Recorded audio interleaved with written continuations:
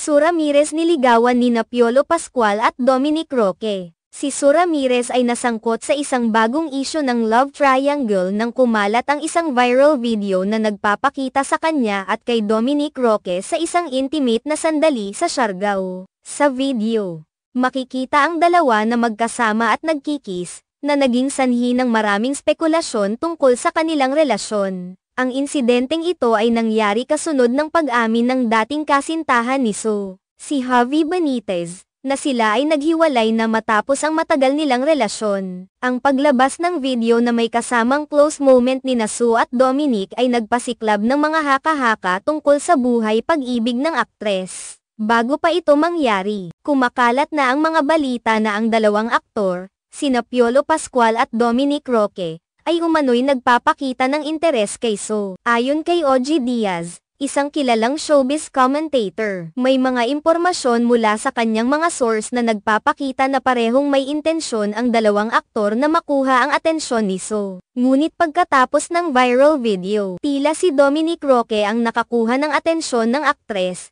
kaya't mas tumindi ang usap-usapan hinggil sa kanilang posibleng relasyon. Ang hiwalayan ni Su at Javi ay naging isang malaking usapin sa publiko, at nang kumpirmahin ito ni Benitez. Marami sa mga fans ni Su ang nagsimulang mag-isip na maaaring nagsimula na ang relasyon ni Su at Dominic Roque pagkatapos ng kanilang breakup. Dahil dito, mas naging kapana-panabik ang mga kaganapan sa kanilang personal na buhay, at ang mga tagahanga ng aktres ay patuloy na nagmamasid sa bawat galaw ng dalawa. Si Piolo Pascual naman ay napabilang din sa mga pangalan na iniugnay kay Su bago pa lumabas ang video ni Dominic. Ayon sa mga source ni OG Diaz, may interes din umano si Piolo sa aktres. Kaya't nagkaroon ng speculation na siya ang isang kaagaw ni Dominic Roque sa atensyon ni Su.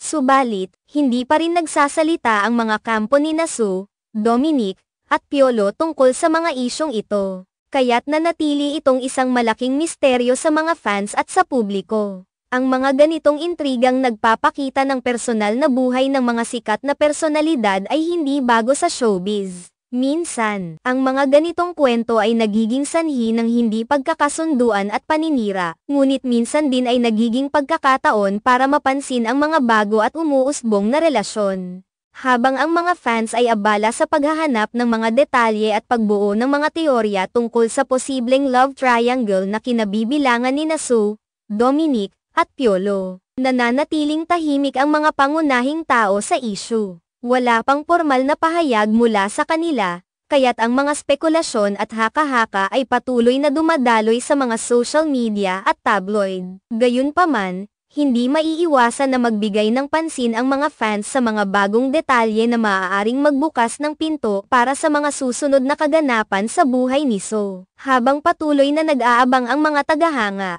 tiyak na magiging isang malaking issue pa ang mga susunod na hakbang na gagawin ng mga personalidad na ito. Ang showbiz, sa kanyang pagiging isang makulay at puno ng kontrobersya, ay nagiging lugar kung saan ang bawat hakbang at desisyon ay sinusundan at pinag-uusapan ng maraming tao.